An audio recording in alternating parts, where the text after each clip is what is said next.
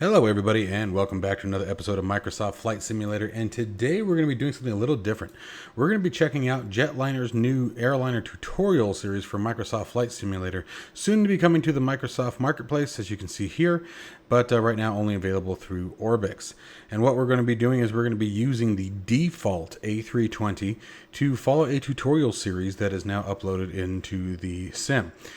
Installation is quite simple. You simply download the file, extract it, and then put it into your community folder, and then we can find it under the Bush activities. So let's open it up here, and let's go to Bush trips, and here we go. Here's our JetLiner 01 taxi out.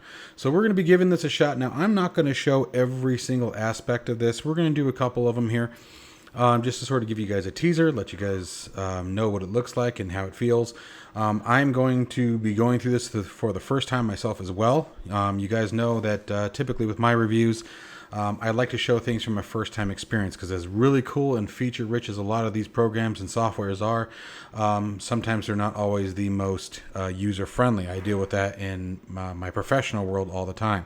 You know, I deal with some very robust software, but it is an absolute headache to use. So that is the reason I like to show this stuff from a first-time experience. That way you guys understand what you're going to be going through from the first impressions, and then hopefully give you some tips and tricks on how to work around them. Sort of the same principle why I always leave my bad landings or takeoffs, whatever it may be, in the video, so you guys can see the mistakes, the good and the bad.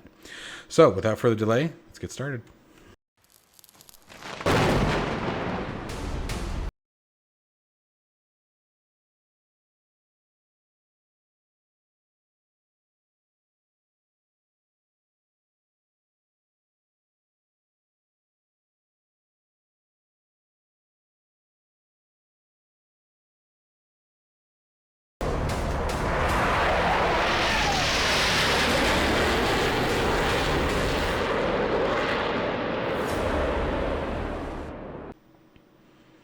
All right, so as I said here, we're going to be starting with JetLiner 01 taxi out. Now, let's see here. We've got one. Oh, there we go. 2, 3, 4, 5, 6. Goes 7, 8, 9, and 10.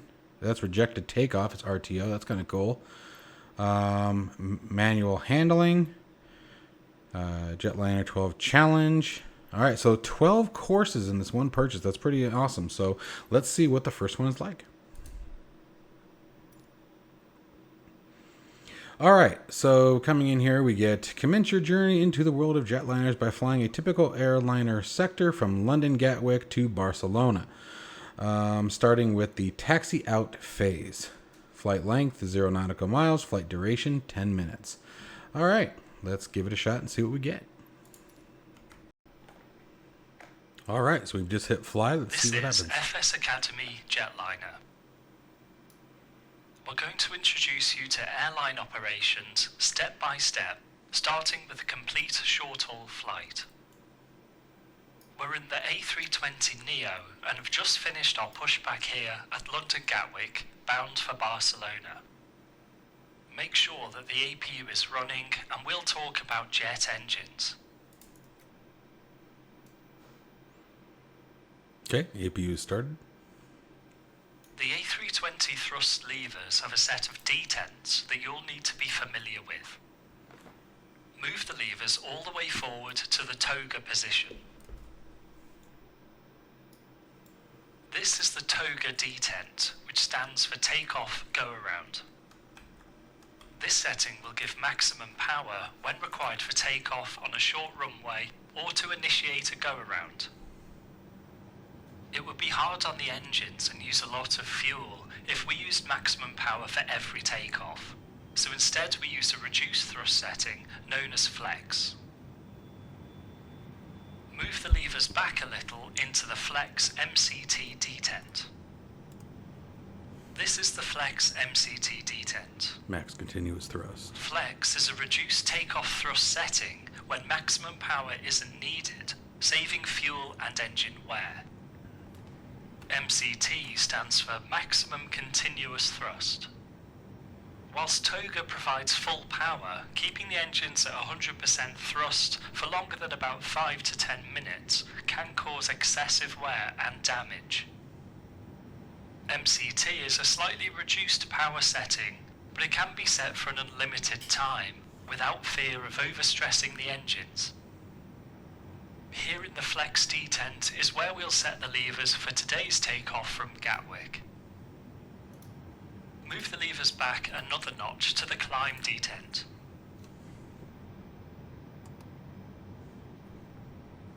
Unlike in a Boeing aircraft, Airbus thrust levers do not move in response to the auto thrust. Instead, the levers are manually placed into the Climb detent shortly after takeoff, where they will remain for the majority of the flight. The auto thrust can control engine power as needed, with the levers remaining in the Climb detent the entire time. Finally, bring the levers all the way back to idle.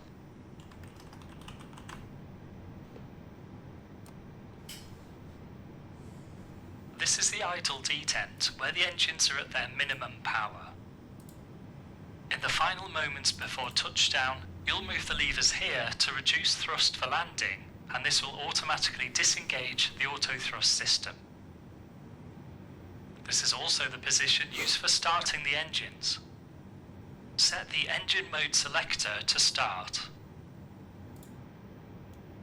Now set the engine 1 master switch to on.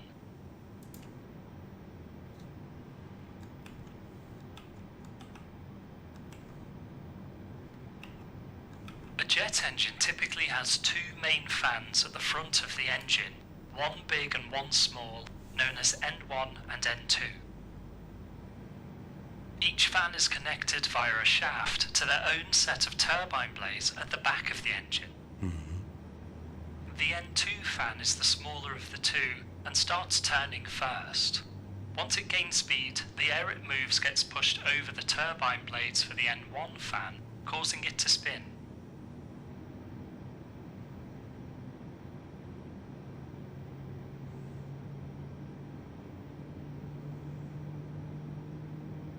I actually just recently found out what the difference between those two were.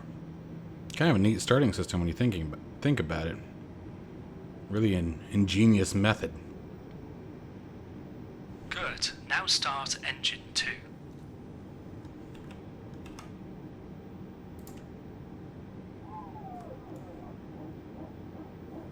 N2 is rotating. Fuel starts being supplied at around 20% N2.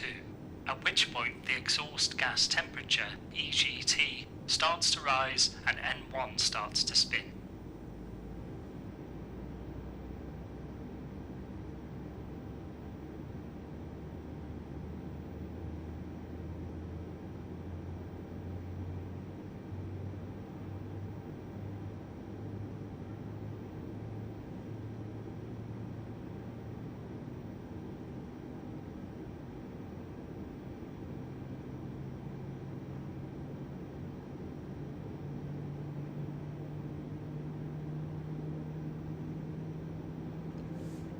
I really like the information that's being provided here. I think, obviously, as many of you know, I've created a 150 plus page tutorial guide for the A320 using the Flybywire mods. Both engines are now running, so we'll perform the after start flow.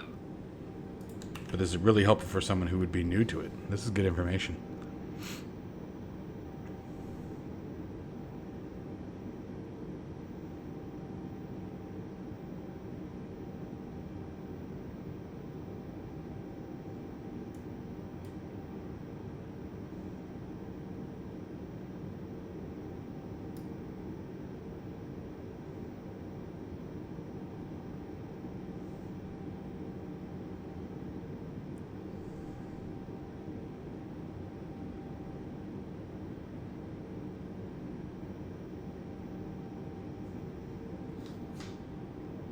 Real quick, we've been sitting here ever since, and I had forgotten about it.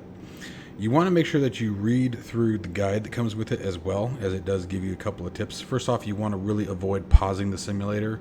A lot of the triggers and activities are time-based, and if any of you haven't caught it, when you pause the simulator for exuberant amount of times, you'll notice that you may start in daylight and then end at nighttime.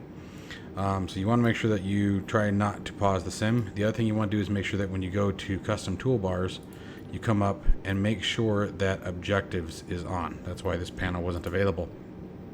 So these are actually the action items that we need to take right now in order to continue. So let's go ahead and do that. So we're going to go down to engine mode norm, and you can see what it's doing there. Let's come up top. Where did I put my overhead panel? Huh, where did I put my overhead panel? Mercy, where are you? What is it, control 8, something like that? There it is, jeez. Should have just used the mouse. Alright, so APU bleed off, APU master off. Okay, and then now we want spoilers armed. Just right there. And flap set to 1. Okay, there we go. So we'll do this here. Now that we've completed the flow actions, we complete the after start checklist. Anti-ice off. ECAM status checked. Pitch trim set. Rudder trim 0. After start checklist complete.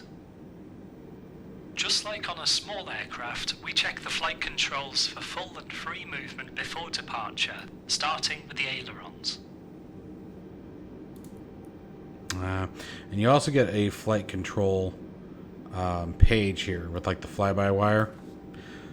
But hang on a second, we'll talk about more about that. At the end of the video, guys, I will talk to you about why they don't recommend using the fly-by-wire mod, but it is something that may be incorporated later on. We'll get to that though. So ailerons full left.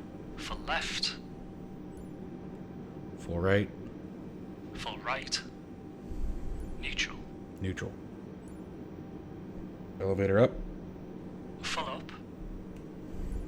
Full down. Full down. Neutral.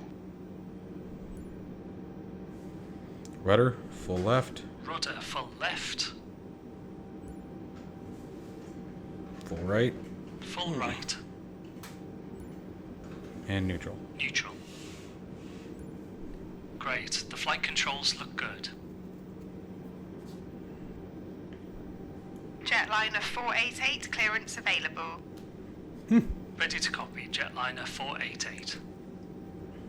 JetLiner 488 cleared to Barcelona via Nvme 1 X-ray, runway 26 left, altitude 5,000 feet, squawk 7402.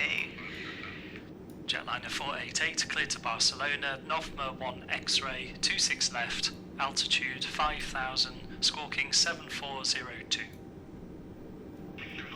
JetLiner 488, read back correct, report ready for taxi. We've just received our ATC route clearance. We're departing via the Nvme 1 X-ray departure from runway 26 left, climbing to an initial stop altitude of 5,000 feet, which is set. We're ready to go. Let's request taxi clearance. JetLiner 488 request taxi. JetLiner 488, taxi to hold short runway 26 left via Papa Alpha Sierra, holding point Alpha 2. Papa Alpha Sierra, holding short 26 left at Alpha 2, JetLiner 488. ATC have given us a taxi clearance to holding point Alpha 2. That's pretty much the full length for runway 26 left. Clear left side, clear right side, turn on the taxi light, release the parking brake, and we'll get going. Give me just a second here, guys. I'm trying to do something for you.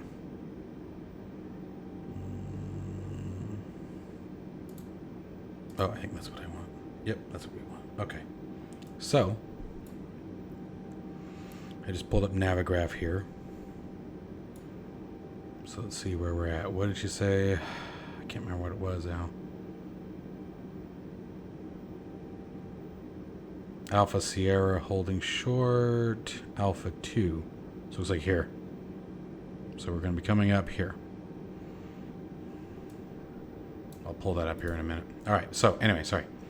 Taxi light. I wanted you guys to be able to see some sort of visual reference, and parking brake released. Taxi ahead and turn right at the end onto taxiway Papa, then follow Papa around to the left onto Alpha Sierra to hold short at Alpha 2. Use only the minimum power you need to taxi at about 10 to 15 knots. So we're going to as turn we're right. making some sharp turns. Turn right here until we get to, or taxi ahead until we get to Papa. Here's Papa right here. There it is. Then we're going to come right until we get to Alpha Sierra, and then we're going to hold short at Alpha 2. Okay? You can see the Alpha 2 right there.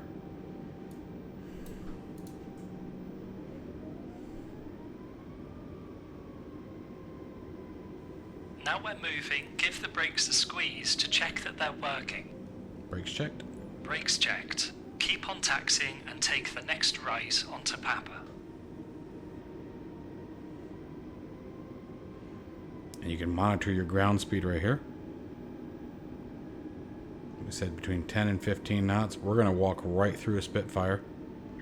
You know, it's funny, ever since that I installed the Spitfire, it is everywhere. It shows up literally everywhere. Although, I seen that little ultralight there at one of the gates. You know, got to make sure you have a jetway for it.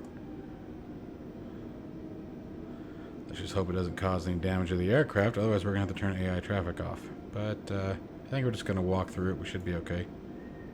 Find out in a minute. You want to try to taxi with the taxi line right between your legs visually. And typically that puts the nose wheel right where it needs to go. So more or less, if you hold it here, and let me see if I can spin it around fast enough before I come off of it.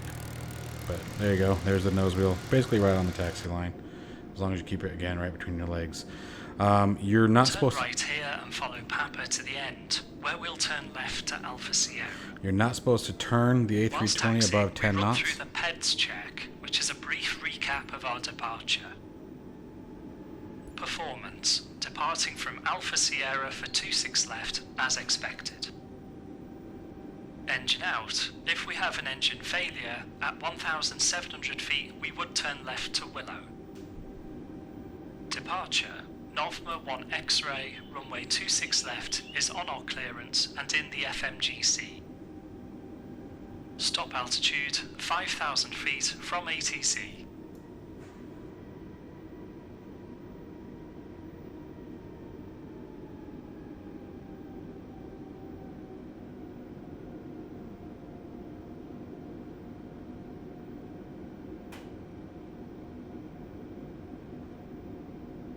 This is Alpha Sierra up here.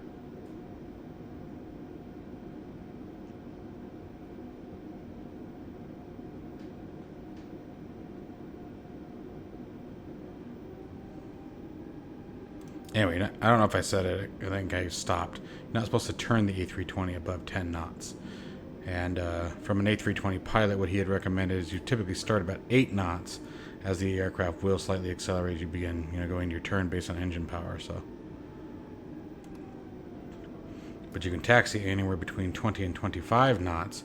As long as you have minimal obstruction. No worries about smashing into something. But 10 to 15 knots is definitely a good safe speed. And this should be our hold short point right here. This should be Alpha 2. Let me make sure that I'm right. Yep, this is definitely it.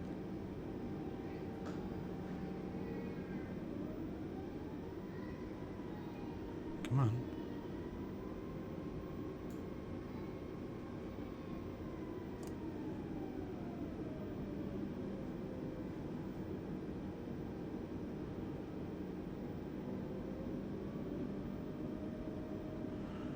And actually, I think that was Alpha Sierra right here. So I went a little bit off. This is a big airport. Taxiways can get confusing too. Not gonna lie.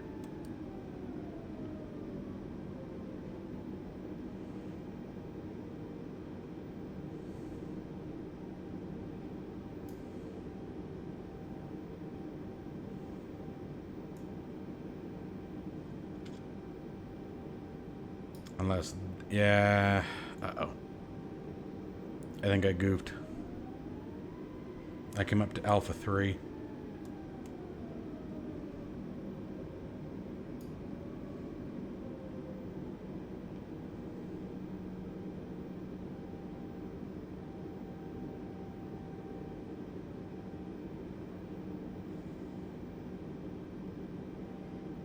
I actually think where I was supposed to be is right here. So I'll be right back. I'm going to go put the aircraft where it belongs.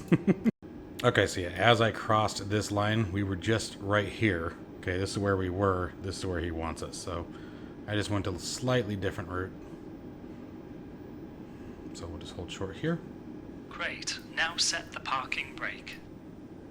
Set. Now we're at the halting point, we'll complete the before takeoff checklist. Flight controls checked. Briefing confirmed. Flap setting config 1. FMA and takeoff data V1 blue, V2 magenta, climb nav 5000 blue, 1 FT2 flex. Transponder set. ECAM memo, takeoff no blue. EFB stowed and disconnected.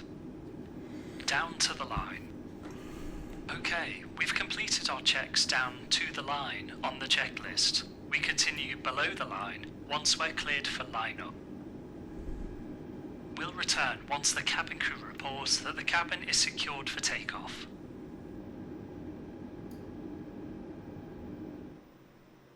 Okay, so that is the first one. Now we're going to go ahead and do the takeoff as well. I want you guys to be able to see that. But let's talk about the first step so far. So my only critique to the chapter 1, and I don't know what the limitations are given the STK or how difficult this would have been to do. You know, this is obviously some tough stuff.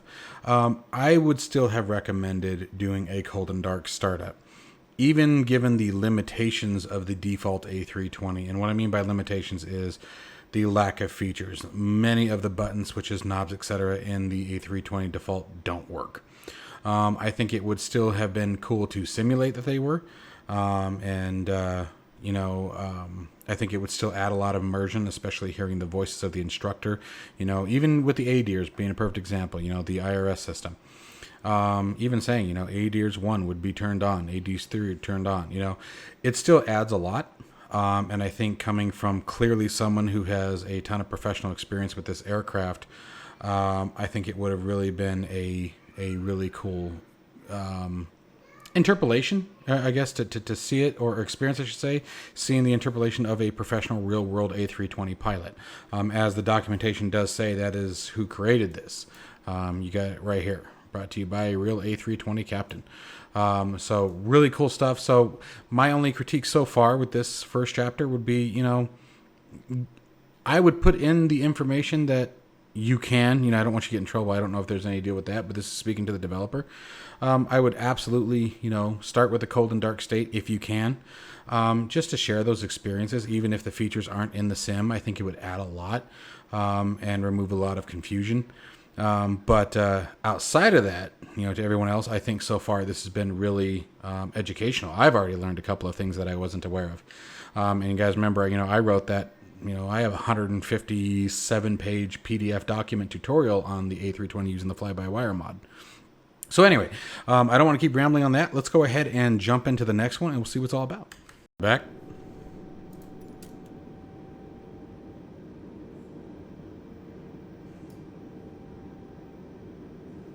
We're at holding point Alpha 2 for runway 26 left at Gatwick, just waiting for the cabin to call ready. Whilst we wait, let's review the takeoff profile. When we're cleared to line up, we'll perform the below-the-line actions and taxi onto the runway before coming to a stop. Once cleared for takeoff, push the stick forward slightly and set 50% N1 on the engines. This gives us an opportunity to check that both engines spool up evenly. Once the engines are both stable at 50%, set the levers into the flex detent, keeping your hand on the levers in case we have to stop quickly. Keep the nose down pressure on the stick until 80 knots, then smoothly set the stick to neutral. When I call V1, take your hand off the thrust levers, we can't stop anymore. Next I'll call rotate. You need to smoothly raise the nose to 15 degrees. Once we're off the ground, we'll raise the gear and we're on our way.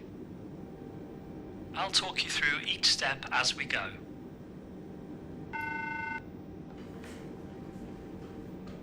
That's it. The cabin crew are happy that everyone's sat down and we're ready for takeoff. Let's call ATC. Jetliner 488 ready for departure. Jetliner 488, line up and wait, runway 26 left. Line up and wait 26 left, Jetliner 488. Runway looks clear, approach looks clear. Line up on the runway centre line and come to a stop.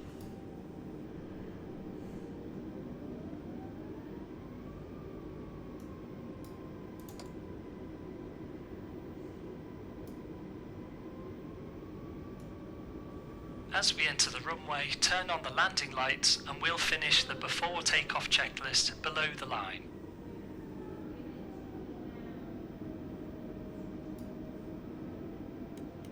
Below the line.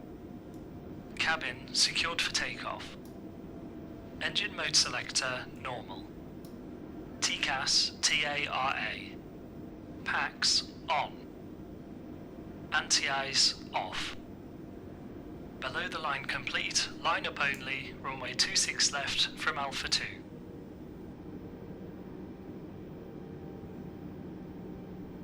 Come to a stop here.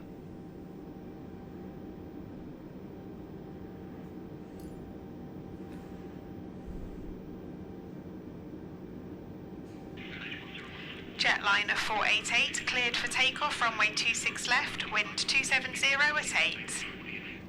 Clear for takeoff, runway 26 left, Jetliner 488. Great, we're cleared for takeoff. Apply some nose down pressure on the stick and set 50% N1. Okay, so real quick, something that I've noticed that is missing. The transponder is not turned on. It is in standby. So we're going to go ahead and throw that into at least the auto position. Here's the TCAS that he was talking about in TARA. You can see that set to the far right switch. Flaps 1 is set. When he was talking about packs being on, this is our pack flow up here. Okay. And then the landing lights, he did give us the command to do so. So we got those turned on. And then the nose wheel light goes to the takeoff position. All right. Seatbelt signs are on. And the other thing that we should be doing... Oh, wait. It's not functional. It is the chronometer. Never mind. Okay. So, let's see what we got. So, he said, apply nose down pressure. And so, we're doing, just a few degrees. Normally, like in the Flybywire mod, you'd have an indicator here on your primary flight display. Keep some nose down stick. That would come down to about here. But let's go ahead. So, there's 50%. Nose down pressure. And then now we are going to go to flex. Engines look good. I gotta be able to see it. Keep some nose down stick. Engines look good. Move the thrust levers forwards to the flex detent. And then now resuming that nose down Thrust pressure. is set. Now release the nose down pressure on the stick. Okay, stick is idle. 100 knots. Cross checked. Here's V1 coming up on the PFD. V1. Hands off throttle. Rotate. Pulling up. Smoothly raise the nose to 15 degrees. Coming up, coming up, coming up, coming up, coming up, coming up, coming up. Come on, baby. Come up. Pitch up to 15 degrees. I'm working on it. Good. Now hold the nose there. Positive climb. Gear up. Gear up. Just using G on your keyboard. Oh, we turned. Don't want to do that. I think I bumped it. Engage autopilot 1. Okay. AP1. Now reduce thrust to the climb detent. Pulling them back to the climb detent. Now that we're above S speed, retract the flaps. Disarm spoilers and taxi light Flaps off. up. And nose wheel light off.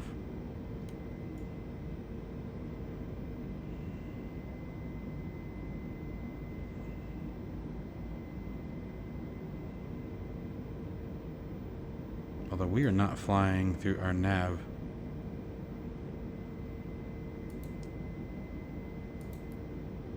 Okay. So we have a problem here. In Alt Star mode, the autopilot will capture our selected altitude of 5,000 feet. The landing lights add a small amount of drag. Turn on the autopilot. That's kind of cool. The landing lights add a small amount of drag and vibration, so let's turn them off now that we're in the air and it's daytime.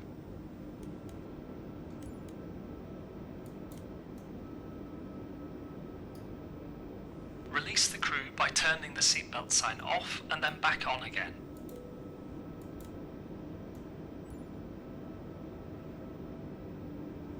We do not seem to be following our flight plan. Great. We're on our way now and the crew are starting their routine.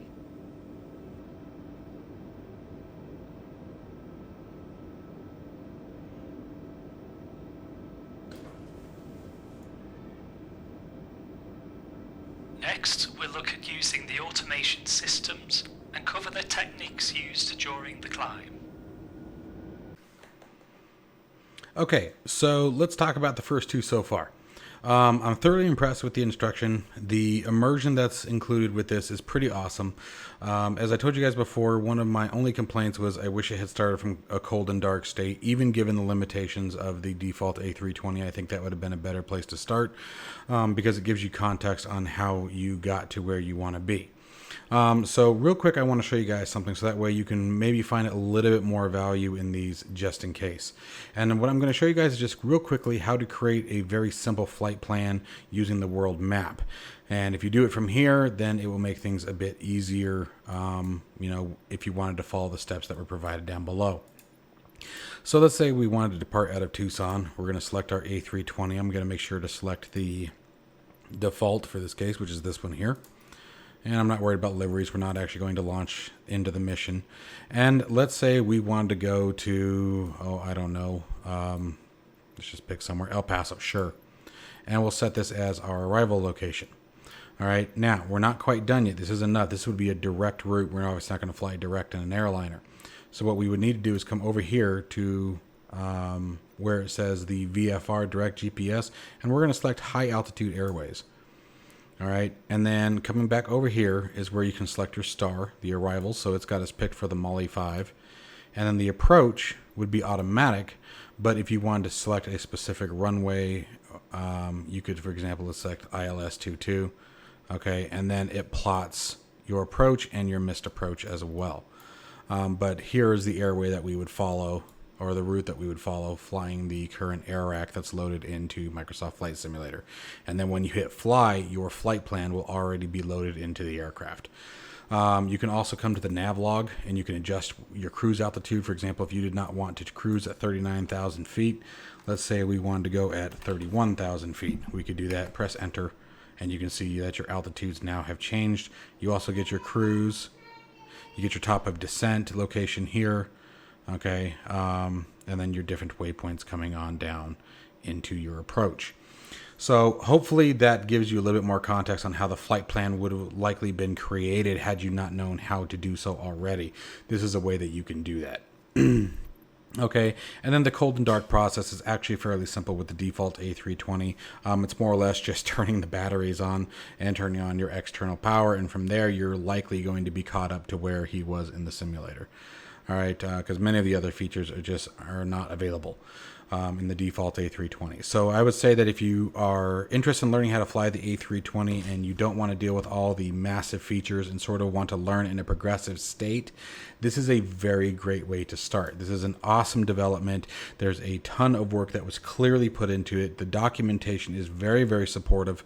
And right off the bat, he starts giving you tips in the documentation on how to have the best experience possible, from things like I said, not pausing the simulator, also not using the Flybywire A320 at this time. And the reason being is very valid. He states in the document, the Flybywire A320 is constantly in change and development, and obviously that could affect whether or not this actually works with the A320 from Flybywire. But as it becomes more stable, you know, I'm willing to bet that that's going to become something that changes in the future. I will be continuing these, and we'll probably give you guys another update. You know, maybe we'll start taking a look at, you know, in the next video, coming in for descent, approach, and taxi. And I think these are probably the next top 3 that are the most critical when learning the aircraft. So Anyway, let me know what you guys think down in the comments below. Make sure you guys check this out if you're interested in learning the aircraft, or just interested in just seeing it from a different point of view. Like I said, you know, even with the document that I've created, the hours and hours I have in the A320 from Flybywire, I learned a few things here. I really did. So it's a great effort that's been put together by this gentleman, and I hope he continues his hard work. And let me know what you guys think below. And as always, take care, stay healthy, and I'll see you in the next one.